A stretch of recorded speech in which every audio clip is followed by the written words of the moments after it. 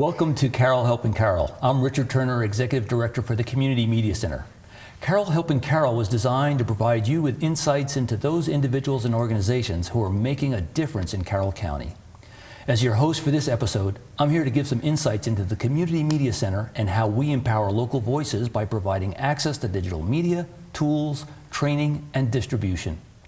In this episode, I'm very pleased to have as my guest Patricia Mack-Preston. Patricia has been involved here at the Community Media Center since 2007. Welcome, Patricia. Thank you for having me. So it's really great to have heard about your background. You're an educator. You've been involved in getting people, really excited about the content you deliver. And so now I'm going to talk a little bit about you becoming an accidental documentary maker. How did you first get involved here at the Community Media Center? Well, it really first started with hearing about Robert Moton School, the segregated Robert Moton School, from my parents growing up and really hearing the stories about how amazing the community was and coming together. Yeah. And I always wanted to hear more about it. Now, did members of your family attend the school? Yes, both my mother and father attended Robert Moton School and graduated from there. So the story was somewhat personal. Yes. Yeah. Yes. Close to home. Close to home. Yeah. So I had that living history right in my home. Now, did you hear about those stories when you were growing up, and how did that influence you, or how was it you came to feel the importance about that story? Oh, absolutely. I saw that in my parents when they talked about the school, how close the students were, how close the teachers were, the administrators, and I knew it was a special school. Yeah. That's great.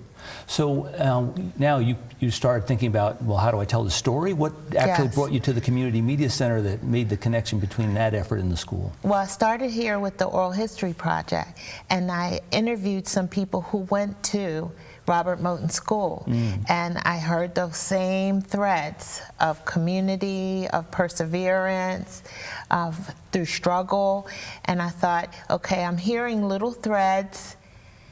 This can be woven together to become a beautiful tapestry of that people will understand what the students in the community went through to have their children educated under segregation at Robert Moton. Right.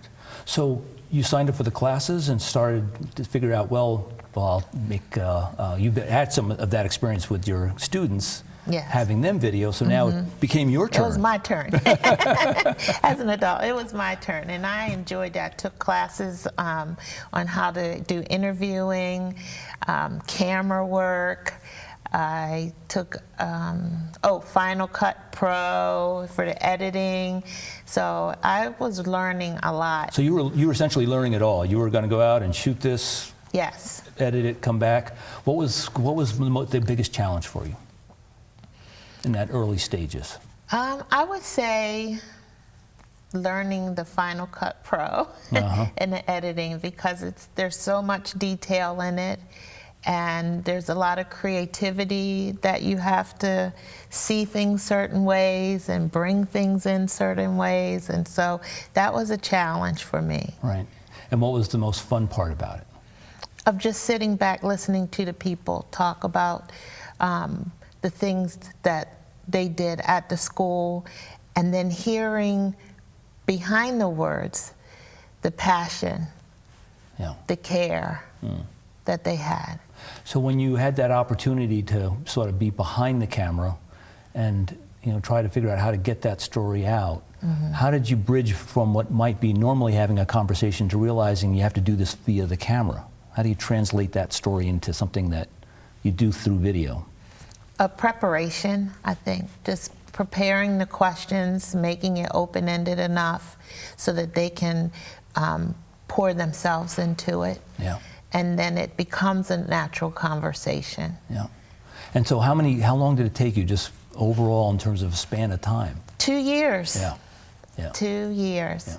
Yeah. Because I was working full-time as a teacher. And at the end of the day, when the bell rings, it's still not over. So I would come on Saturdays, Wednesday nights, during the summer. So it was dedication, and dedication is part of the passion of the story. Yes. Yeah, wonderful. Well, so glad that you were here and we had this conversation. And thank you for joining us today.